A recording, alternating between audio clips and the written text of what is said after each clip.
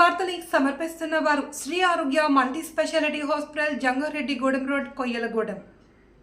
ఏలూరు జిల్లా జంగారెడ్డిగూడెం బస్టాండ్ సెంటర్లో బుట్టాయిగూడెం రాజీవ్ నగర్ కాలనీలో రాజ్యాంగ నిర్మాత డాక్టర్ బిఆర్ అంబేద్కర్ 134వ జయంతి వేడుకలు అంగరంగ వైభవంగా జరిగాయి. డాక్టర్ బిఆర్ అంబేద్కర్ విగ్రహానికి పూలమాలలు వేసి నివాళి అర్పించారు ప్రముఖులు. ఈ కార్యక్రమాన్ని ఉద్దేశించి ప్రముఖులు అలుగు ఆనంద్ శేఖర్ మాట్లాడుతూ డాక్టర్ బిఆర్ అంబేద్కర్ ఒక ఎస్సీ సామాజిక వర్గానికి చెందిన వ్యక్తినే కాకుండా మన దేశానికి భారత రాజ్యాంగాన్ని నిర్మించిన గొప్ప మేధావి అని, ఆయన బాటలో నడవలసిన బాధ్యత మనందరిపైన ఉంది అని, ఆయన ఎన్నో త్యాగాలు చేసి బడుగు బలహీన వర్గాలను పైకి తీసుకురావాలనే ఉద్దేశంతో రాజ్యాంగాన్ని రచించి మనకంటూ గుర్తింపును ఇచ్చారు. దాన్ని మనం నిలబెట్టుకోవాలి, కానీ దుర్వినియోగం చేసుకోకూడదని ఆయన కొనియాడారు. ప్రజా సంఘాల నాయకుడు అందుగుల ఫ్రాన్సిస్ మాట్లాడుతూ, నేడు డాక్టర్ బిఆర్ అంబేద్కర్ జయంతి వేడుకలు ఇంత ఘనంగా నిర్వహించిన యువతకు నా హృదయపూర్వక ధన్యవాదాలు.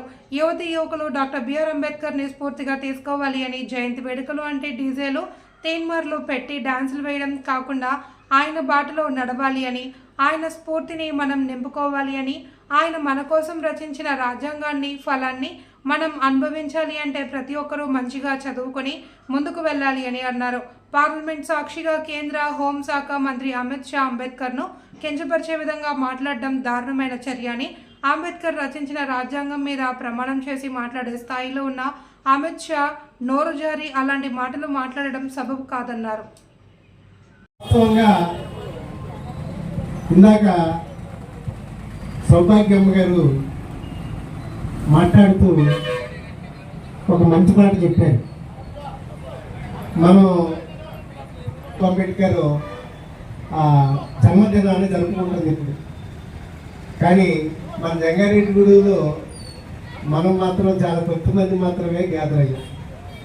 అది ఆమె వేదన.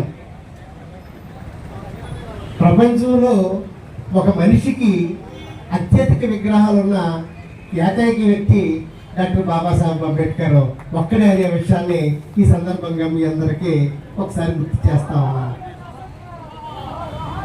భారతదేశంలో ఉన్నటువంటి గొప్ప వ్యక్తులు అందరి విగ్రహాలు భారతదేశంలో ఉన్నాయి, వారి పుట్టిన ప్రాంతంలో ఉన్నాయి.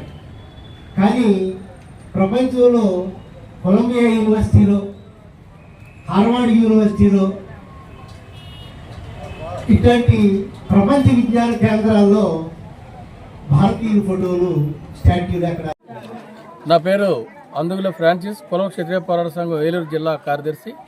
రాజీవ్ నగర్ కాలనీ అంబేద్కర్ యువజన సంఘం ఆధ్వర్యంలో ఈ రోజున అంబేద్కర్ 135వ జయంతి జరుపుకున్నారు. చాలా ఉత్సాహపూరితంగా, చాలా క్రమశిక్షణతో అంబేద్కర్ యొక్క ఆశయాల్ని ముందు తీసుకెళ్లే పద్ధతిలోని అంబేద్కర్ ఈ మధ్యకాలంలోని అంబేద్కర్ పైన చాలా దుర్మార్గమైన చర్యలు జరుగుతూ ఉన్నాయి. దానికి ఖండిస్తూ ఈ రోజున చాలా ఉత్సాహపూరితంగా యూత్ అంతా కూడా భోజనాలు పెట్టుకొని అంబేద్కర్ ఆశయాలు ముందు తీసుకెళ్లే దాంట్లోని ముందుండి చాలా క్రమశిక్షణగా ఈ యొక్క ఉత్సవాలు జరిగినాయి. రాబోయే కాలంలో కూడా ఇంతకన్నా ఘనంగా జరిగేలాగా కృషి చేస్తామని కూడా యూత్ చెప్పడం జరిగింది.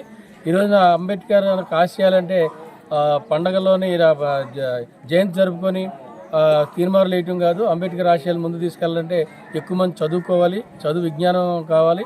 అలాగే అందరూ కూడా చదువుకొని మంచి జ్ఞానాన్ని సంపాదించి ఈ యొక్క ఉద్యోగాలు కానీ రిజర్వేషన్లు కానీ పొందేదానికోసం కూడా కృషి చేయాలని చెప్పి ఈ రోజున వక్తలందరూ కూడా మాట్లాడడం జరిగింది. దాంట్లో భాగంగానే యూత్ అంతా కూడా చాలా క్రమశిక్షణగా ఉండే పరిస్థితి ఉంది. ఈరోజు రానున్న కాలంలోని గతంలో కూడా బీజేపీ అధికారంలోకి వచ్చిన తర్వాత ఎక్కువగా దళితులపైన, అంబేద్కర్ విగ్రహాలపైన దాడులు జరుగుతూ ఉన్నాయి.